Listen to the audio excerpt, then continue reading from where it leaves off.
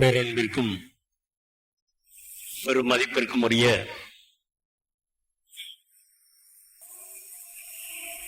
DND கருத்தரங்கத்தை தலைமையேற்று நடத்தி கொண்டிருக்கக்கூடிய கல்வியாளர் அருமைக்குரிய சிங்காரவேலன் அவர்களே,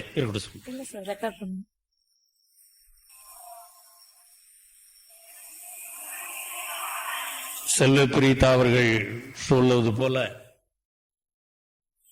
வாழும் கல்வி தந்தையாக இருந்து ஏழை எளிய கிராமத்து மக்களை, மாணவர்களை அரசு பணியாளர்களாக ஆக்கி வைக்கின்ற மிகப்பெரிய சாதனையை செய்து கொண்டிருக்கக்கூடிய தலைவர் சிங்காரவேலன் அவர்களே, இந்த கல்லூரி என்பது மதுரை காமராஜ் பல்கலைக்கழகம், மதுரை பல்கலைக்கழகம் என்றுதான் முதலிலே ஆரம்பிக்கப்பட்டது. அது ஆரம்பிக்கப்பட்ட இடம் இது. அதுக்கு பின்னால்தான் நாமக்கோட்டைக்கு போயிடுச்சு. அது மதுரை பல்கலைக்கழகமா இருந்து காமராஜ் பல்கலைக்கழகமா மாறி, அதுக்கப்புறம் மதுரை காமராஜ் பல்கலைக்கழகம்னு பல பேர் மாத்தி வந்தாலும், இங்கே கல்வி பணியாற்றிக் கொண்டிருக்கக்கூடிய முற்போக்கு சிந்தனையாளர் அருமைக்குரிய பேராசிரியர் புவனேஸ்வர் அவர்களுக்கும் பாப்பா தான் நான் கூப்பிடுவேன். எங்களுக்கு நான் ஃபாரோ பிளாக் இயக்கத்தை சார்ந்தே என்னுடைய சிந்தனைகள்லாம் இருக்கும், அதை தாண்டி போகாது. எங்க இயக்கம் சார்ந்தவர்கள் கூட தலைவர் மூக்கையா தேவர் அவர்களுடைய விழாவை, அவருடைய 100 விழாவை கொண்டாட வேண்டும் என்ற அக்கறை எடுத்துக்கொள்ளாத காலங்களில் தலைவர் மூக்கையா தேவருடைய 100 விழாவை சிறப்பாக நடத்த வேண்டும் என்பதற்காக எல்லா ஊர்லயும் ஒத்தலக்குண்டு, திருமங்கலம், உசிலம்பட்டி, எல்லா பகுதிகளிலும், கமுதியில, எல்லா கல்லூரிகளிலும், எல்லாம் நம்மளுடைய கல்லூரி இடவிடங்கள்ல எல்லாம் எங்கெங்க படிச்சவங்க இருக்கிறாங்களோ அவங்களெல்லாம் போய் பார்த்து தேவருக்கு, மூக்கையா தேவருக்கு 100 விழா நடத்தணும். அவர் பிறந்த 100 வருஷம் ஆச்சு. இந்த சமுதாயத்தை படிக்க வச்சிருக்கார், பல தியாகங்களை செஞ்சிருக்கிறார், மிகப்பெரிய அரசியல் தலைவராக இருந்திருக்கிறார், ஒரு ஆட்சி மாற்றத்தை ஏற்படுத்தக்கூடிய வல்லமை பெற்றவராக இருந்திருக்கிறார். அவரை நாம் கொண்டாட வேண்டும் என்று தொடர்ந்து முயற்சி. இன்னைக்கு செல்வ பிரிதா இந்த கருத்தரங்கத்தை 71 வருஷம் ஆயிருச்சுப்பா. அந்த சிடி ஆக்டை எடுத்து அதை நாம தான் நினைவுபடுத்தணும் அப்படின்னு சொல்லி இங்க இந்த கருத்தரங்கத்தை நடத்தி கொண்டிருக்கக்கூடிய மாயக்கால் மன்றத்தினுடைய நிர்வாகி அருமைக்குரிய செல்வ பிரீதா அவர்களே, அருமைக்குரிய பேராசிரியர் சந்திரன் அவர்கள்,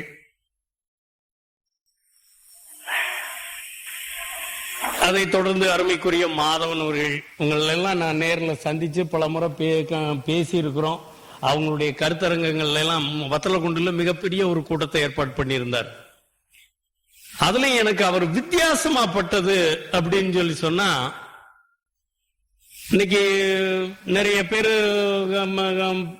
வசதி வாய்ப்புகள் இருக்க கூட ஒரு பஸ் பயணம் மாதிரி, பேருந்து பயணம் மாதிரி விமானத்தை பயன்படுத்துற காலங்கள்லாம் இருக்கு. அந்த விமானத்தை எப்படி பயன்படுத்துறது அப்படின்னு சொல்லி, அந்த பயணத்துக்கு எப்படி தன்னை தயார்படுத்திக்கிறது அப்படின்றதுக்கு ஒரு டெமான்ஸ்ட்ரேஷன் மாதிரி, செய்முறை பயிற்சி போல மதுரை விமான நிலையத்துல அருமை சகோதரன் பண்ணிக்கிட்டு இருந்தார். அவர் ஒரு லயன்ஸ் கிளப்பினுடைய நிர்வாகியா இருக்கிறாரு. அந்த லயன்ஸ் கிளப்ல இருக்கக்கூடிய நண்பர்களை எல்லாம் அழைச்சிட்டு வந்து அந்த உள்ள போய் எப்படி அந்த போர்டிங் பாஸ் எப்படி வாங்குறது, எந்த இடத்துல போய் நிக்கணும், என்ன மாதிரி இருக்கணும், அந்த கொண்டு வந்திருக்கிற பொருள்களை எந்த இடத்துல யார்கிட்ட எப்படி கொடுக்கணும், அதை எப்படி திருப்பி வாங்கணும் அப்படின்றத ஒவ்வொரு நண்பர்களுக்கும் அவர் விளக்கி சொல்லி நடத்திக்கிட்டு இருந்தார். நான் அந்த நேரம் இங்கிருந்து தனியா தான் இங்க வந்து மும்பைக்கு தேவர் சிலை திறப்புறதுக்காக கூப்பிட்டு போறாங்க. அவங்களோட அங்க போகணும்னு இருக்கிறேன். இது போக அன்னைக்கு நிலைமை என்ன அப்படின்னு சொன்னா, சென்னையில ஒரு கருத்தரங்கம் அது வந்தே ஆகணும்னு சொல்றாங்க. 30ஆம் தேதி தான் நடத்தணும்ன்றாங்க. நான் 30ஆம் தேதி மதுரையை விட்டு வெளியே எங்கேயும் போக மாட்டேன்ற ஒரு நிலைப்பாடு. எங்க ஃபார்வர்ட் பிளாக்ல ஒரு நிரந்தரமான ஒரு சட்டம் இருக்கும். ஆனா சென்னையில இருக்கிறவங்க வற்புறுத்தி நீங்க வந்தே ஆகணும்னு சொல்லிக்கிட்டு இருக்கிறாங்க. அதனால அன்னைக்கு அவங்க அப் அண்ட் டவுன் டிக்கெட் போட்டு கருத்தரங்கம் முடிச்சு திருப்பி நான் பசும்பொண்ணுக்கு போறதுக்கான வழிவகைகள்லாம் அன்னைக்கு செஞ்சிருந்தாங்க. அன்னைக்கு தான் தம்பி மாதவன் அவர்களை சந்திச்சேன். அப்புறம் தான் தெரிஞ்சுக்கிட்டேன் அவருடைய சகோதரர் ஜெயக்கொடியில இருந்து எல்லாமே அவங்க குடும்பத்துல பூரா படிச்சவங்க.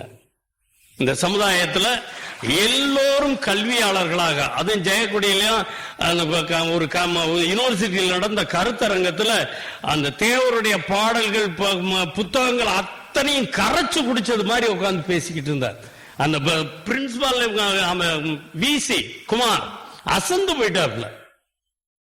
ஜெயக்கொடி இப்படி பேசுவாரா அப்படின்னு சொல்லி அவர்களெல்லாம் பார்க்கும்போது அங்க பிரின்சிபால் அப்படின்ற விசி துணைவேந்தர் அப்படின்னு போது உத்தியோக உதவியா போகும்போது அதை தாண்டி போக மாட்டாங்க. ஆனா அந்த மேடை அவருக்கு ஒரு பெரிய அடையாளத்தை கொடுத்தது. அவ்வளவு அருமையா பேசினார். மற்ற வந்திருந்த சிறப்பு பேச்சாளர் வந்த ஜீவபாரதி இவங்க எல்லாம் அசந்து போற மாதிரி ஜெயக்கொடி அவ்வளவு அற்புதமா இப்படி பண்ணலாம் நம்ம பேச்சாளர்கள் இருக்கிறாங்க அப்படின்றத இந்த மாதிரி கருத்தரங்கங்கள்ல தான் தெரிஞ்சுக்கிறதுக்கு முடியுது. அதை தொடர்ந்து இன்னைக்கு 71வது ஆண்டு அந்த சட்டம் எப்படி வந்துச்சு என்ன அப்படின்றதெல்லாம் அருமைக்குரிய தோழர் ஜெயராஜ் அவர்கள் கோடிட்டு காட்டி இருக்கிறார். எனக்கு பெரிய இங்க பேச வேண்டிய பேச்சுகளை நான் ஒரு 3 நாளைக்கு முன்னால ஒரு 1.25 மணி நேரம் கவுகாத்தியில ஐடி ஃபீல்டில் இருக்கக்கூடிய ஒரு பெண் குழந்தை, அது யாருன்னு பேரு சொல்லாம கமுதி காலேஜினுடைய பிரின்சிபால் முன்னாள் முதல்வர் மணிமாறன் சொல்லி என்கிட்ட கொடுத்துட்டாங்க. அந்த பாப்பா, ஐயா உங்ககிட்ட நான் பெருங்காமலூர் இந்த சிடி ஆக்ட் செய்தி முழுசா எனக்கு வேணும் அப்படின்னு சொல்லி சொன்னாங்க. நான் போன்லயே ஒரு 1.25 மணி நேரம் பேசினேன். பேசி முடிச்சப்பனால இது சம்பந்தமா எனக்கு புத்தகங்கள் எல்லாம் வேணும் அப்படின்னு சொல்லி கேட்டாங்க. நான் மதுரையில புத்தகம் கிடைக்கிற புத்தகங்கள் வாங்கி அனுப்புறேன்ப்பா அப்படின்னு. நீங்க அனுப்ப வேண்டாம், எங்க அப்பா அம்மா வந்துருவாங்க, புத்தகங்களை மட்டும் சேகரிச்சு கொடுங்க அப்படின்னு சொல்லி. நேத்து அவங்க வந்திருந்தாங்க, அவங்க அப்பா அம்மாவும் வந்துட்டாங்க. வந்து சர்வதேச இலக்கிய பண்ணையில இருந்தாங்க. அந்த புத்தகங்கள் சுந்தர வந்தியத்தேவன் எழுதிய பெருமலை கல்லர் வாழ்வும் வரலாறும் புத்தகத்திலிருந்து தலைவர் தேவர் சம்பந்தமான அத்தனை புத்தகங்களையும் வாங்கி அவர் கையில கொடுத்துட்டு, நீங்க எங்க இருக்கீங்க, எந்த ஊரு அப்படின்றலாம் சொன்ன உடனே எனக்கு அப்படியே தூக்கி வாரி போயிடுச்சு. நான் மானாமதுரை கல்யாணி தேவருடைய மகன். மானாமதுரை கல்யாணி தேவர் மகன் இல்லப்பா, நீ வந்து டார்பிடோ முத்தையா தேவருடைய பேரேன்னு சொல்லு அப்படின்னு சொல்லு. தலைவர் தேவரோட இருந்தவங்க டார்பிடோ முத்தையா தேவர். டார்பிடோன்ற அர்த்தமே யுத்தம் சார்ந்த கப்பல் படைகள்ல பயன்படுத்தப்படக்கூடிய வார்த்தை. போர்க்கப்பல்களை, எதிரி கப்பல்களை நிர்மூலமாக்குவதற்கு, அதை சுற்றி சுற்றி தாக்குவதற்கு பயன்படுத்தக்கூடியது டார்பிடோ என்ற ஒரு படகு. அந்த காலத்துல தலைவர் தேவர் அவர்களே டார்பிடோ முத்தையா தேவர்னு சொல்லி பேர் சொல்லி அழைப்பாரு. கவனம்பட்டிக்காரரும் மதுரை செல்லூர்ல இருந்தவங்க. அவருடைய கொள்ளு பேத்தி இன்னைக்கு ஹரிணின்ற பேர்ல இங்க கூட இந்த பாப்பா தமிழ்ல படிக்கிறதுக்கு கஷ்டப்பட்டுச்சு. கவுகாத்தியில உட்கார்ந்துகிட்டு நான் ஐடி ஃபீல்டில் இருக்கேங்கய்யா அப்படின்னு சொல்லி அவ்வளவு தெளிவா தமிழ் பேசுது. ஆக வளர்ப்பு முறை எங்கே இருந்தாலும் இதுலதான் எனக்கு ஒரு பெரிய சந்தோஷம். எந்த இடத்துல இருந்தாலும் அதனுடைய இந்த ஃபார்வர்ட் பிளாக் ஜீன் மட்டும் எந்த இடத்துலயும் மாறாது, மறையாது. அது ஏதாவது ஒரு வகையில வெளிவந்துரும்ன்ற நம்பிக்கையில எங்களை மாதிரி ஆட்கள் இன்னைக்கு ஓடிக்கிட்டு இருக்கு. அங்கிருந்து பேசுது. இந்த பெருங்காமநல்லூர் அதுகளை பூரா இப்படியா நடந்தது அப்படின்னு ரெக்கார்ட் பண்ணிக்கிட்டு கேட்டுக்கிட்டு இருக்கு. ஆக கேட்கிற செய்திகள் எல்லா இடத்துலயும் ஆர்வம் வந்துருச்சு, மாணவர்கள் மத்தியில ஒரு தெளிவு. ஆனா இங்க இருக்கிறவங்களுக்கு அது இல்லை. ஒரு இடம் பெயர்ந்தாக ஒரு மாற்று ஏற்பாடு தேடுறாங்க, நம்ம யாரு என்னன்னு சொல்லணும்னு சொல்லி.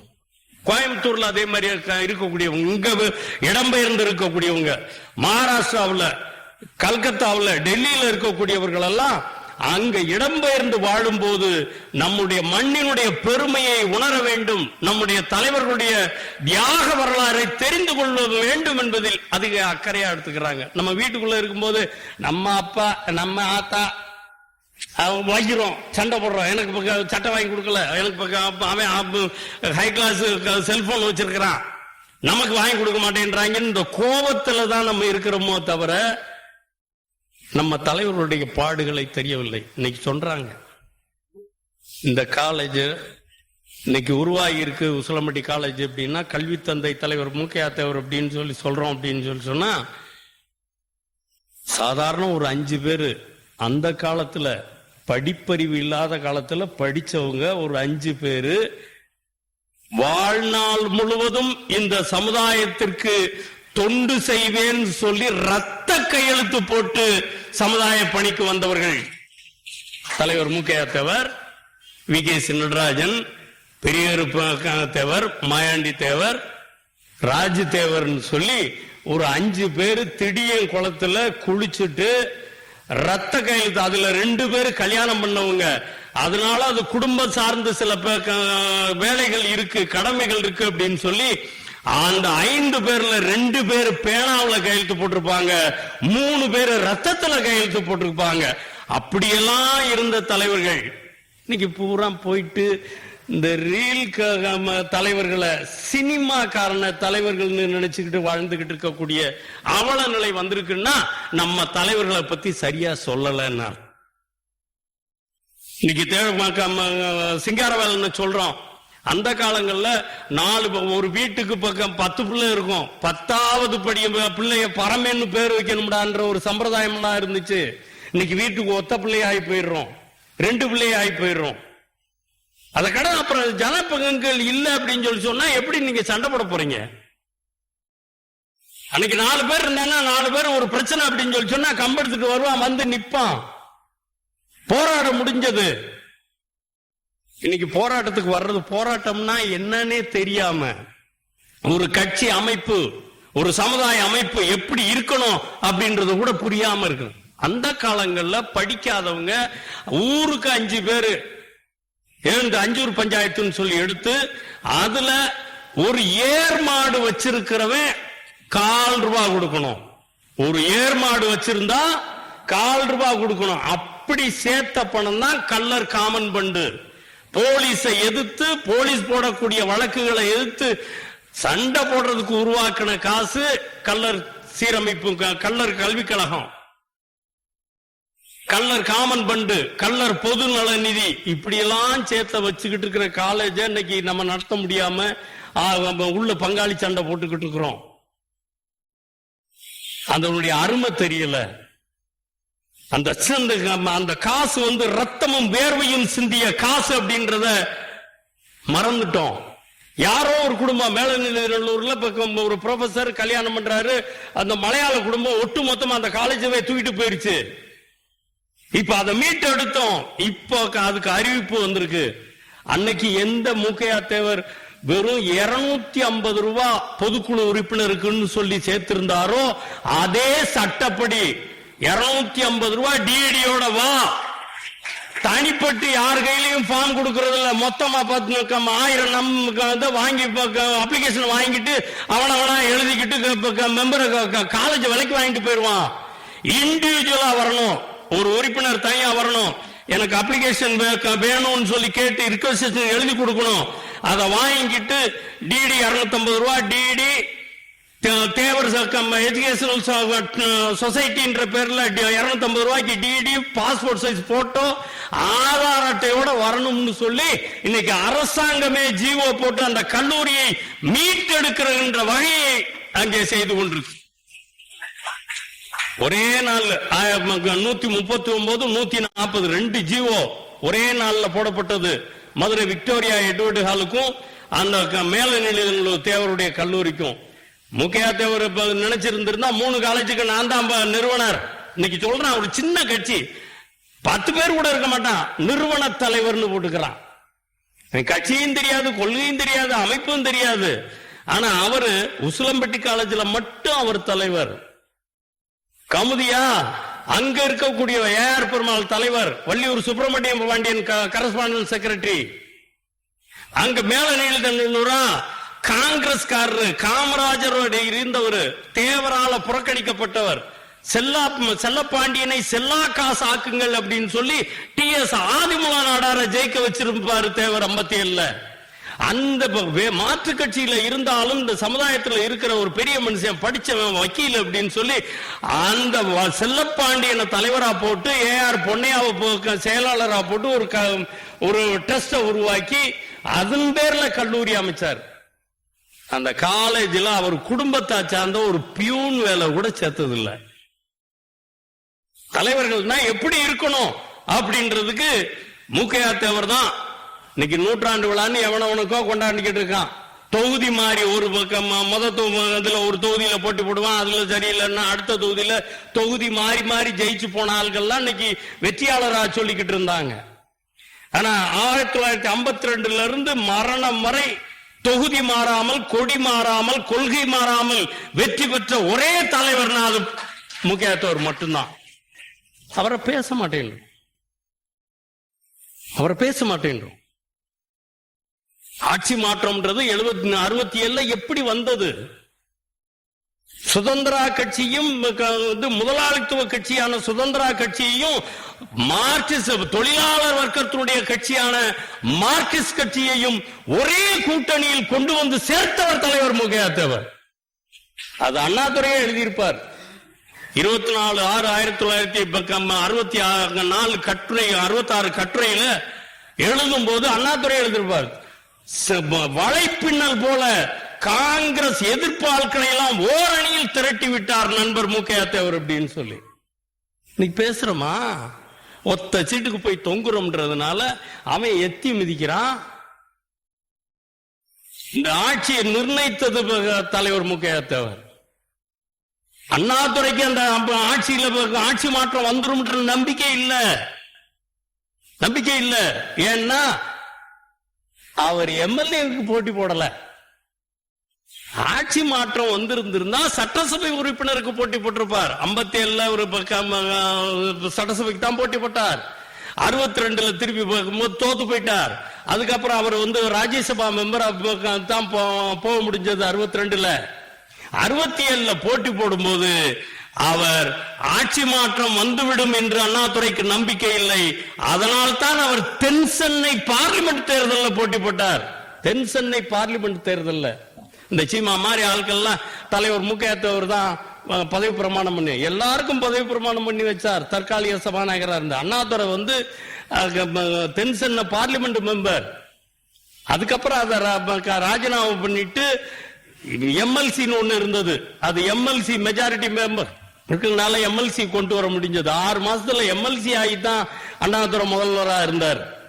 இந்த வரலாறுகளை எல்லாம் சரியா தெரியாமலே ஒட்டு மொத்தமா பேசுறது, எது வேணாலும் பேசுறது. காலேஜ் கருணாநிதி தான் ஆரம்பிச்சு வச்சு கொடுத்தாரு. கருணாநிதி 69 தான் எம்எல்ஏ, அது 69 தான் அண்ணாதுரை மறைஞ்ச பின்னாலதான் முதல்வர்.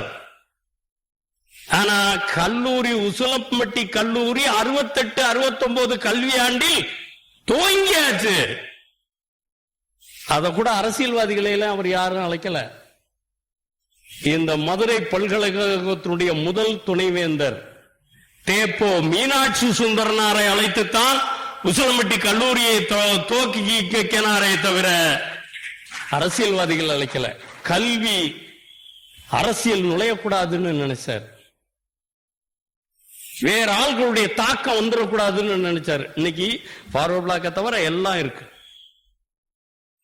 இந்த ஒரு சமுதாய ஒற்றுமை, சமுதாய மேன்மை பெறணும், அரசியல் அதிகாரத்தை பெறணும் அப்படின்னு சொல்லி சொன்னா இது எப்போ டிஎன்டி இன்னைக்கு ஜெயராஜ் சார் சொன்னார் 79ல புது ஜிஓ போட்டான். இந்த வந்து சமுதாய ரீதியான ஆய்வுகள், அதுக்கு கமிஷன் போட்டது எல்லாமே அதுல வந்தவன் பூரா வன்னியர். ஆரம்ப காலத்துல இருந்து இந்த ஜிஓவை டிஎன்சின்றத டிஎன்டியா இருந்ததை டிஎன்சின்னு மாத்தினதே ஒரு ராமகிருஷ்ணன்ற ஒரு வன்னியர் தான். அன்னைக்கு எம்ஜிஆருக்கு அதை சொல்றது, எம்ஜிஆர் சொல்றதுக்கு அன்னைக்கு மூக்கையாத்தவர்னாலையும் முடியல, அவர் உடல்ல சரியா இல்ல, கட்சிக்குள்ள நிறைய பிரச்சனை, குடும்பத்துக்குள்ள நிறைய பிரச்சனை. இதுல வந்து அந்த கவனக்குறைவா விட்டதோடைய விளைவு இன்னைக்கு இத்தனை வருஷம் கழிச்சு டிஎன்சி வேணும், டிஎன்டி வேணும்னு கேட்கிறோம். ஒரு மினி கேபினட் மீட்டிங்கே நடந்துச்சு. செல்வபிரீதாவுக்கெல்லாம் தெரியும். 125 பேர் பிரதிநிதிகள் போயிட்டு, அது எல்லா சமுதாயம் சேர்ந்து கடைசியில் 25 பேர் உள்ள போய் கிட்டத்தட்ட ஒரு 4 மணி நேரம் கேபினட் மீட்டிங் நடக்குது. அவங்க கெஞ்சுறாங்க. ஆனா அது உடனே கோபம் வெளியே வந்த உடனே ஓபிஎஸ்சியும் எடப்பாடியும் செருப்பு அடிச்சாச்சு. எப்படி வரும்? ஒரு அதிகாரத்தில் இருக்கிறவங்களை எப்படி வசப்படுத்தணும் அப்படின்றது இல்ல. நம்ம இன்னைக்கு நம்ம மனசளவுல நான் உன்னை நினைச்சுக்கிட்டே வந்தேன் அப்படின்னு சொல்லிச்சோன்னா அதை புறம் சொல்றது. அது எதுக்கு? அது நடக்கல. புவனேஸ்வரன் எனக்கு இன்னைக்கு அட்மிஷன் கொடுக்கல அப்படின்னு சொல்லி சொன்னா புவனேஸ்வரன் ஒரு பிரின்சிபாலா அப்படின்னு சண்டை போடுறதா? அவர் ஏன் இது நிராகரிச்சிருக்கிறாரு? அவர் ஏதோ இதுல இருக்கிறாரு.